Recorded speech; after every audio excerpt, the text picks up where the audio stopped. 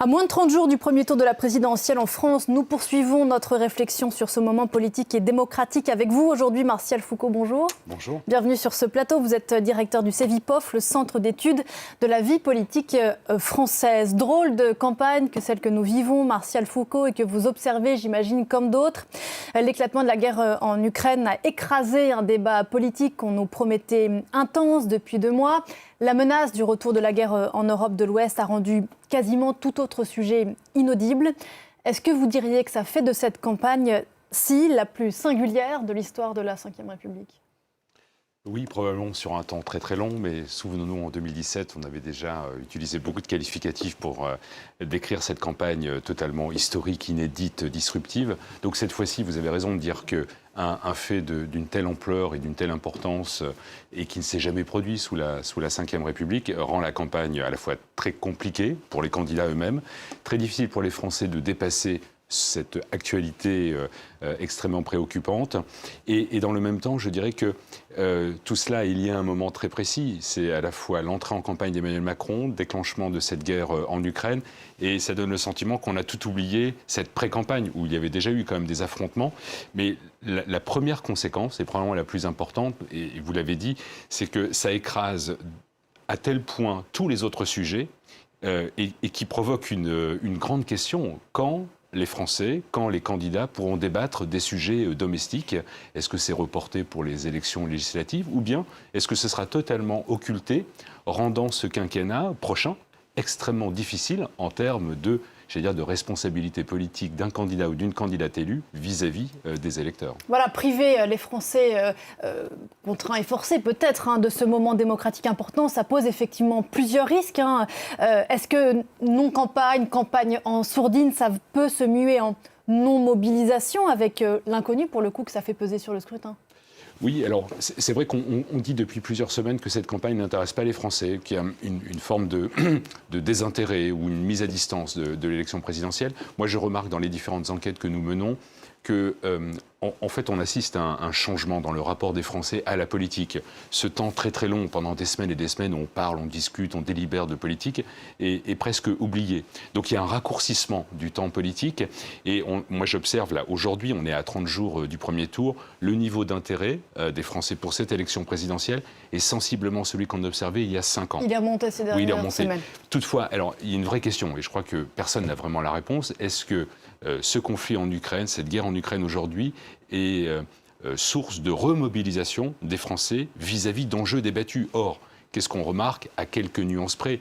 L'ensemble des candidats et des candidates ont une position assez alignée sur ce que doit être à la fois le rôle de la France et l'Union européenne. Donc je pense qu'il n'y aura pas beaucoup de divisions, de tensions, d'opposition sur le positionnement de la France vis-à-vis du conflit ukrainien. Et est-ce que c'est forcément favorable à la candidature d'Emmanuel Macron ?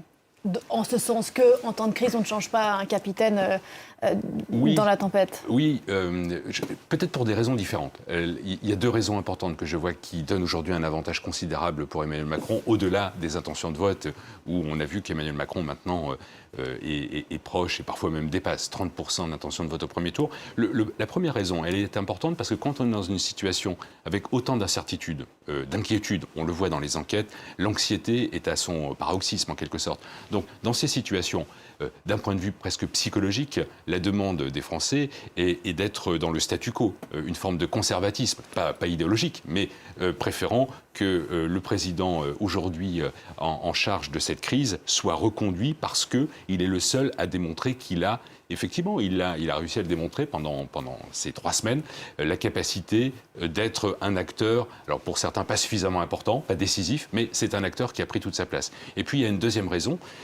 qui a un rapport avec le positionnement des autres candidats. On voit très très peu d'alternatives. Cette guerre est tellement totale qu'il est très compliqué pour des voix d'opposition d'incarner une alternative, une autre manière de gérer cette guerre, une autre manière pour la France d'avoir un rôle différent. Ou d'imposer un autre thème dans le débat. On a parlé un peu des retraites. On va parler du pouvoir d'achat dans un instant. Ça, c'est un sujet, mais qui est lié, en fait, d'une certaine façon aux conséquences de cette guerre en Ukraine. Mais est-ce que la sourdine de la campagne est liée, effectivement, à ce contexte international trop fort ou à des candidats ou des programmes qui seraient, eux, trop faibles ? Il est certain que le niveau d'inquiétude des Français vis-à-vis de la guerre en Ukraine, il y a une dimension certes géopolitique, il y a une dimension aussi humanitaire, mais il y a une dimension aussi économique et sociale. Et vous avez raison de parler qu'aujourd'hui, ce qui peut permettre à d'autres thèmes d'émerger ou de se renforcer pendant la campagne, on en parle depuis des jours maintenant, c'est la question bien sûr de la facture énergétique, les conséquences nationales d'un conflit international. À la fois national et puis très largement européenne, et d'ailleurs on voit très mal cette coordination s'organiser au plan européen, les conséquences en termes de hausse générale des prix, au-delà de l'énergie. Et donc il y a une inquiétude qui est de dire finalement depuis 5 ans, c'est une répétition, une succession de crises dont on pense que l'ampleur a été atteinte à chaque crise et on découvre qu'elle peut encore être plus profonde avec, pour cette fois-ci, des conséquences totalement impossible à anticiper dans un avenir de très court terme. Et pour revenir à ce que vous disiez, cette crise énergétique, enfin cette hausse des prix de l'énergie viendra sans doute alimenter, gonfler une colère sociale qui existe déjà et depuis le début du quinquennat d'Emmanuel Macron et qui s'est exprimée sous diverses façons. Est-ce que vous parliez de l'enjeu, de la légitimité du mandat du futur président si campagne il y a peu ou il n'y a pas, avec le risque effectivement de voir ces préoccupations sociales à nouveau s'exprimer après la présidentielle, et sous quelle forme ? Oui, alors ça c'est dans un scénario où effectivement la guerre en Ukraine serait interrompue, une négociation pourrait voir le jour, et donc pendant les 5 prochaines années, si tous les débats domestiques qui concernent ce qui relève des préoccupations au quotidien des Français ne sont pas abordés pendant la campagne, et ne le seraient pas pendant la campagne législative, ça va créer un malaise extrêmement profond entre le corps social et les représentants politiques. Et rappelons-le, on est dans un pays où le rapport aux politiques, aux représentants est extrêmement abîmé depuis plusieurs années.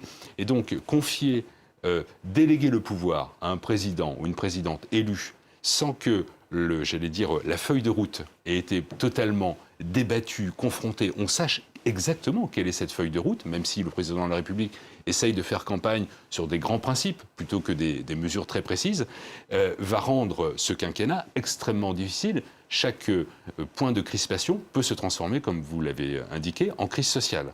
Et là, je dirais qu'on a une situation extrêmement curieuse. Ça donne le sentiment que ce dernier quinquennat n'a pas permis de dépasser ce qui a été compris comme les causes, mouvement Gilets jaunes, mais aussi contestation du politique en gestion de crise sanitaire. Et donc il y a une vraie crainte, une double crainte, à la fois qui est totalement un délaissement des Français vis-à-vis de leurs représentants politiques. Et ça, c'est le fonctionnement de la démocratie qui est en danger. Et puis il y a une deuxième crainte, c'est qu'on assisterait à une forme de cohabitation verticale. Au plan national, on laisse vraiment les grands enjeux et on ne s'y intéresse pas. Et au plan local, on se remet à faire autrement de la politique. Autrement, c'est-à-dire qu'on ne fait pas jouer simplement la démocratie électorale, on entend une voix seulement quand des élections se tiennent. Il y a d'autres formes, je pense, d'incarnation, de faire de la politique au plan local, peut-être au-delà de la démocratie électorale. En un mot, sans faire trop de prospective, c'est toujours un peu compliqué. A priori, on voit mal Emmanuel Macron ne pas être à ce stade, en tout cas au second tour de la présidentielle. Est-ce que la seconde place, là, les jeux sont très ouverts, la deuxième place, je veux dire ? Oui, mais je crois qu'il y a toujours un piège. Quand on est donné avec une telle avance, c'est vrai que dans l'histoire de la 5e, jamais un candidat à 30 jours de l'élection n'avait une telle avance sur le second, le troisième, le quatrième. Alors, pourquoi je dis le piège ? C'est parce qu'on peut se laisser un petit peu griser par une telle avance. Pour le second tour, oui, ce qui est très curieux, parce que c'est vrai que cette actualité écrase cette campagne, rappelons que nous avons à peu près un quart de l'électorat aujourd'hui qui porterait leur voix sur des candidatures de gauche. Alors ça, c'est historique. Ça a une importance pour le second tour. Quelle va être la capacité à la fois de mobilisation et de choix de vote des électeurs de gauche qui verraient leur candidat éliminé dès le premier tour. Donc pour le second tour, aujourd'hui, toutes les enquêtes montrent que Emmanuel Macron a une avance très importante, presque 20 points, quel que soit le candidat.